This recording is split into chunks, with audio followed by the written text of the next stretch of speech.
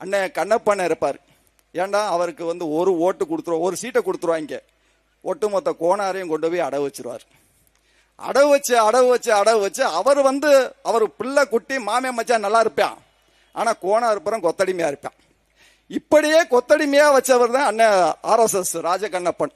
எனக்கு ராஜகண்ணப்பனோட கொள்கை பிடிக்காது. காசு கொடுத்து ஒரு சீட்டு கொடுத்தாருன்னா அதிமுக வாழ்க, காசு கொடுத்து சீட்டு கொடுத்தா திமுக வாழ்க. அடுத்த நாள் அண்ணன் சீமான் அண்ணன் ஒரு காசு சீட்டும் கொடுத்தா அண்ணன் சீமான் அண்ணன்ட்டே அண்ணன் வாழ்கன்றார். பணம் பெருசா இனம் பெருசாண்டா, எனக்கு இந்த தமிழ் சமுதாயம் தான் பெருசுன்னு சொல்லணும். அவன் தான் உண்மையான தமிழ் ரத்தத்துக்கு பிறந்தவனா இருப்பான். பணத்தை மட்டும் வச்சு நீ ஒண்ணுமே செய்ய முடியாது. சாகும் போது கண்ணப்பேண்டு எவன்டே தெரியாது. உன்கிட்ட இருக்கும் பணம் இருக்கு, உன்கிட்ட பணமும் பதவி இருக்கிற வரைக்கும் உன் வீட்டு முன்னாடி 4 நாய் நிற்கும். நீ பணமும் இல்லை பதவியும் இல்லைன்னா அந்த 4 நாய் அடுத்த தெருவுக்கு போயிடும். அங்கே எவனா சாப்பாடு போறாண்டு.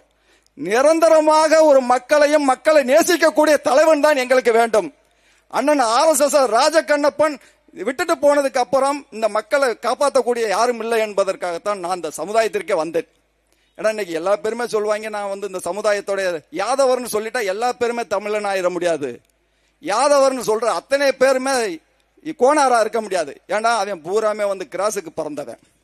தெலுங்கனா இருப்பான், இல்ல கொல்லா நாய்க்கரா இருப்பான், இல்ல வஸ்திரா நாய்க்கரா இருப்பான், கம்பளத்து நாய்க்கரா இருப்பான். ஆனா யாதவர்னு சாதி சான்றல் வச்சிருப்பான்.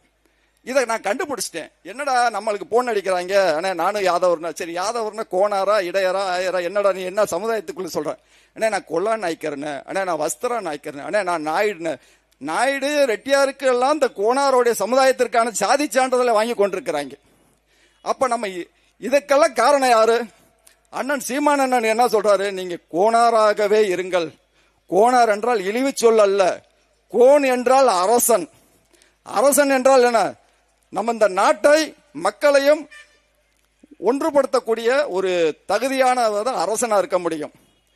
தமிழ் இனத்தோடைய அடையாளத்தையும் தமிழ் சமுதாயத்தோடைய வரலாறையும் அழிப்பன் பின்னாடியே போயிட்டோம்.